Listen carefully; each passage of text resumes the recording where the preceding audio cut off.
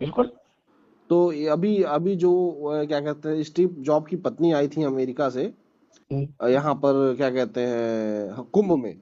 हम्म, तो वहाँ क्या कहते हैं, स्टीव जॉब की पत्नी को ना उन्होंने अपना गोत्र दे दिया था। हाँ तो जी। क्या किसी गैर हिंदू को भी अपना गोत्र दिया जा सकता है?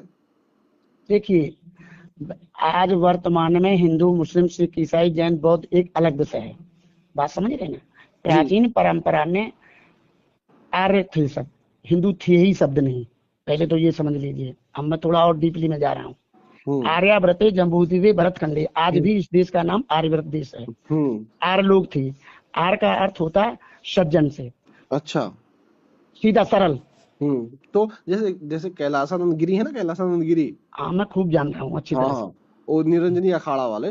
बिल्कुल ठीक। हाँ, उन्होंने अपना गोत्र जो है उस स्टीव जॉब की पत्नी को दे दिया।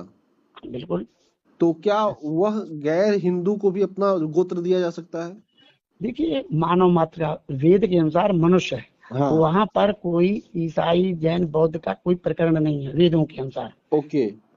वेद हमारे जो है, दुनिया के सबसे प्राचीन अगर कोई ग्रंथ है तो वेद है। तो फिर आप अपने आप में भी 3 और 13 क्यों करते हैं? जैसे अभी आपने कहा ना कि देखिए, आप 3 में हैं कि 13 में हैं। देखिए, अब वही बात आ गई ना। हाँ, बिल्कुल ठीक आपने पूछा, मैं आपको तो सही जवाब जो हमारे समझ में आएगा वो दे रहा हूँ। बिल्कुल बिल्कुल बिल्कुल। देखिए, हमारे यहाँ जो है प्राचीन परंपरा में हम्म। अनादिकाल से हम्म। सृष्टि की जो संरचना है वो दो तरह से है। जी। एक एक ईश्वर कृत है, एक मानव कृत। बिल्कुल। एक ईश्वर कृत जो है वो अमैथुनी सृष्टि होती है। कौन सी सृष्टि होती है? अमैथुनी सृष्टि। ठीक है। और एक मैथुनी। हाँ। मैथुनी में हम लोग सब आते हैं जो मनुष्य जीवन में अब जी रहे हैं। ठीक है। और एक अमैथुनी में। तो जो अमैथुनी सृष्टि में जो ईश्वर ने निर्माण किया है, हाँ। तो उन्हीं में जो हमारे ऋषि थे, हम्म। तो उन्हीं ऋषियों की परंपरा में हम अपने आप को ये मानते हैं कि हम उस ऋषि से हैं। ठीक है। तो तो ये हमारी वंश परंपरा हुई। हम्म। अब रहा गोत्र। हम्म। गोत्र हमारा भारद्वाज है। हम्म। अब गोत्र ये है कि जब जिस बच्चे ने जहाँ से जिस गुरुकुल से पढ़े हैं, हम्म। ठीक है, हम्म।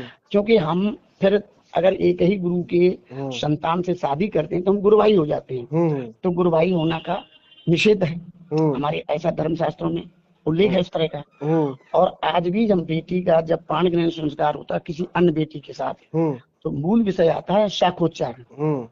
आपने सुना भी होगा हम्म। और कहीं ऐसा देखा भी होगा। हम्म। तो जो बेटी होती है उसका अपना जो वंश गोत्र होता है, हम्म। जब उसका पाण ग्रहण संस्कार होता है, तब उसका जो है, उसका जो शाखोच्चार बोला जाता है, हम्म। बेटी की तरफ से भी बोला जाता है और बेटे की तरफ से भी बोला जाता है। हम्म। और फिर वो उस बेटी का वंश गोत्र खत्म हो जाता सारा।